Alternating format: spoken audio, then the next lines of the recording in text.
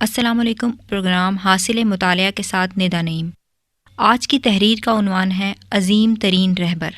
قائد اعظم محمد Ali Jinnah governor general Pakistan نے عید میلاد النبی کی تقریب پر 25 جنوری 1948 کو اپنے اعزاز میں بار ایسوسی ایشن کی جانب سے دیے گئے ایک استقبالیہ سے خطاب کرتے ہوئے فرمایا کہ وہ یہ سمجھنے سے قاصر ہیں کہ لوگوں کا ایک طبقہ جو دانستہ طور پر شرارت کرنا چاہتا ہے یہ پروپیگنڈا کر رہا ہے کہ پاکستان کے دستور کی اساس شریعت پر استوار نہیں کی جائے گی۔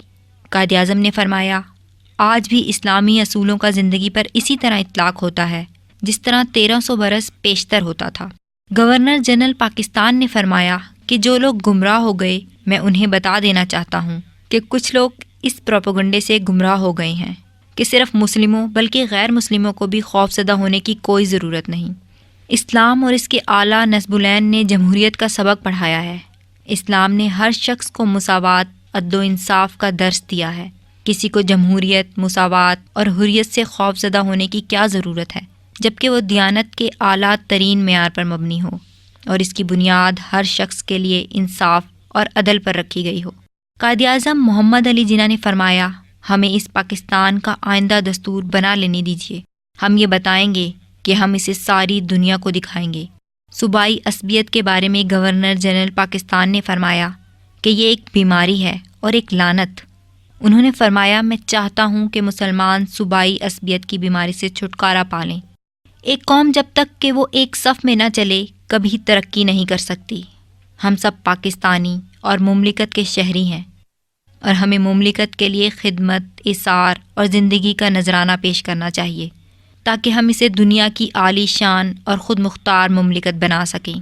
قائد اعظم محمد علی جناح نے اس عظیم اور تاریخی موقع پر گفتگو کرتے ہوئے فرمایا، میں آپ کا شکر گزار ہوں کہ آپ نے مجھے خوش آمدید کہا۔ میں اس بار ایسوسی ایشن سے کافی عرصے سے واقف ہوں۔ آج ہم یہاں تھوڑی سی تعداد میں اس عظیم شخصیت کے حضور خراج عقیدت پیش کرنے کے لیے جمع ہوئے ہیں جن کے لیے نہ صرف لاکھوں دل احترام سے لبریز ہیں بلکہ جو دنیا کے عظیم ترین لوگوں کی نظر میں بھی محترم ہے۔ میں ایک حقیر آدمی اس عظیم المرتبت شخصیت کو کیا خراج عقیدت پیش کر سکتا ہوں؟ رسول اکرم صلی اللہ علیہ وسلم ایک عظیم رہبر تھے۔ آپ صلی اللہ علیہ وسلم ایک عظیم قانون عطا کرنے والے تھے۔ آپ صلی اللہ علیہ وسلم ایک عظیم مدبر تھے۔ آپ صلی اللہ علیہ وسلم ایک عظیم فرما روا تھے جنہوں نے حکمرانی کی۔ جب ہم اسلام کی بات کرتے ہیں تو بلا شبہ بہت سے لوگ ایسے ہیں جو اس بات کو بالکل نہیں سراہتے۔ اسلام نہ صرف رسم و رواج، روایات اور روحانی نظریات کا مجموعہ ہے بلکہ اسلام ہر مسلمان کے لیے ایک ضابطہ بھی ہے جو اس کی حیات، اس کے رویے بلکہ اس کی سیاست و اقتصادیات وغیرہ پر محیط ہے۔ یہ وقار، دیانت، انصاف اور سب کے لیے عدل کے اعلیٰ ترین اصولوں پر مبنی ہے۔ ایک اللہ توحید اسلام کے بنیادی اصولوں میں سے ایک ہے۔ اسلام میں ایک آدمی اور دوسرے آدمی میں کوئی فرق نہیں۔ مساوات، آزادی اور یگانگت اسلام کے بنیادی اصول ہیں۔ گورنر جنرل پاکستان نے فرمایا، اس زمانے کے مطابق رسول اللہ صلی اللہ علیہ وسلم کی زندگی سادہ تھی۔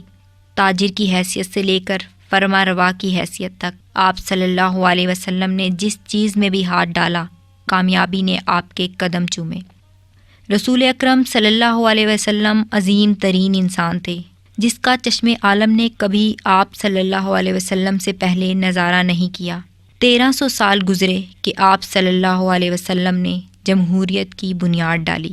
بشکریہ فرائیڈے اسپیشل کراچی۔